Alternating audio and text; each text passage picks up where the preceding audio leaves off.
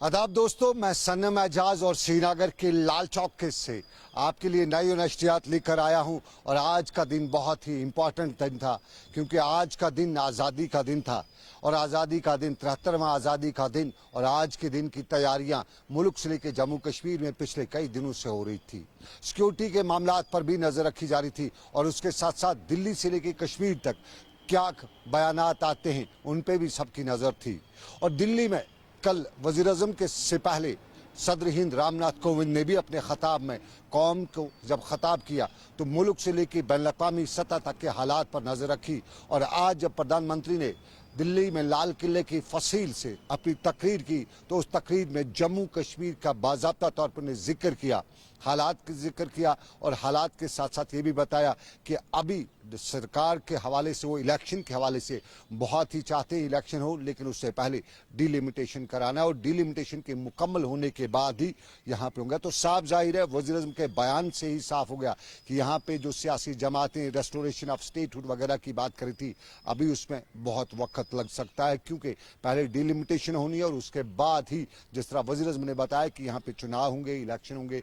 अब चुनाव में क्या कुछ होगा ये बाद की बात, लेकिन फिलहाल श्रीनगर के शेर कश्मीर क्रिकेट स्टेडियम से जम्मू कश्मीर के lieutenant governor, UT Jammu Kashmir के लेफ्टिनेंट गवर्नर ने भी अपने खताब में जम्मू कश्मीर के हालात पर बात की। और हालात में सबसे पहले उन्होंने माजी से लेके हाल को परखते हुए ये भी बताया कि माजी में गलतियां हुई हैं और गलतियों का खमियाजा आज कौम को भुगतना पड़ रहा है। इस नाम तो किसी का नहीं लिया, लेकिन इशारों में कुछ कहते थे कि नेहरू को याद किया, और कुछ कहते थे कि जम्मू कश्मीर के सियासतदानों को भी मोर्द इल्ज़ाम ठहराया।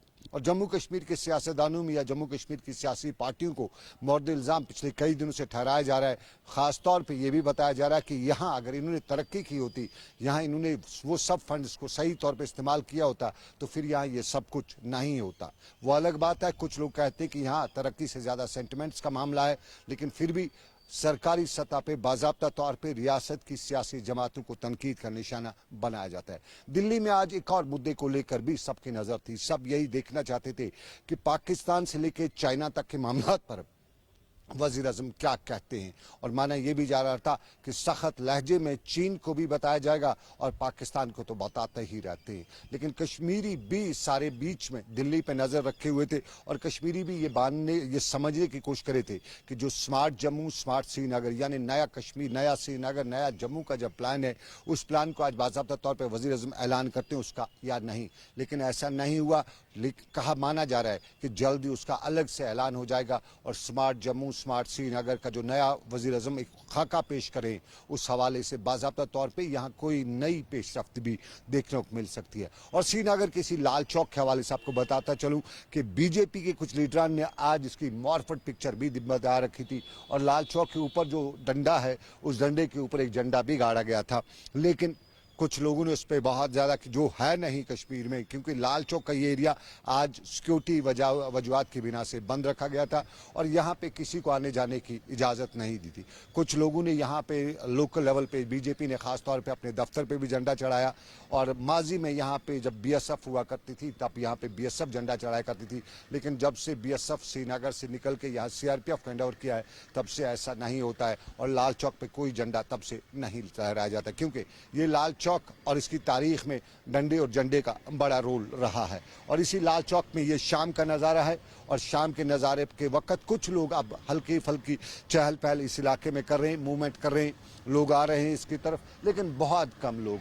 और अगर कोई आ भी जाता है तो फोर्सेस के लोग जो हैं इस वक्त जो ज़्यादातर आराम ही कर रहे हैं, वो इस वक्त भी लोगों को यहाँ आने नहीं दे रहे हैं। और यूँ कहें तो आज श्रीनगर के लाल चौक से लेकर वादी कश्मीर के दूसरे हिस्सों में अच्छी खासी डिप्लॉयमेंट थी, फोर्सेस के इजाफी नफरी तैनात किए गए थे।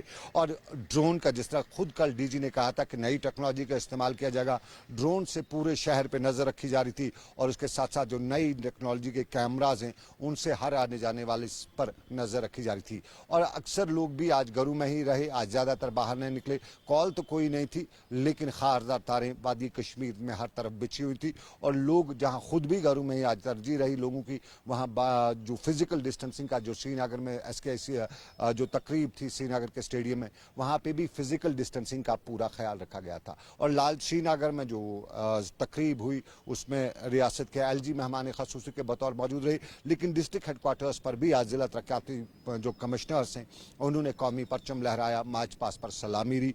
कोई बड़ी तकरीब यूजुअली पास्ट में होता था कि एक तगमन्नी प्रोग्राम हुआ करते थे, वो आज सब कुछ नहीं हुआ कोविड की वजह से। लेकिन आज का दिन बहुत ही इंपॉर्टेंट दिन था क्योंकि पिछले साल इसी अगस्त की 5 तारीख को यहाँ पे जो हिस्ट्री बदली गई थी, उसके बाद पिछले साल जो सिचुएशन बनी उसमें कोई तकरीब वगैरह नहीं हो सकी। लेकिन आज सबकी नज़र थी कि आज कश्मीर में क्या सिचुएशन रहती है, किस तरह के हालात रहते हैं। तो फिलहाल श्रीनगर के लाल चौक से मैं आपसे लूंगा इजाज़त इस वादे के साथ कि रब कायनात की रही मर्जी फिर करेंगे आपसे मुलाकात।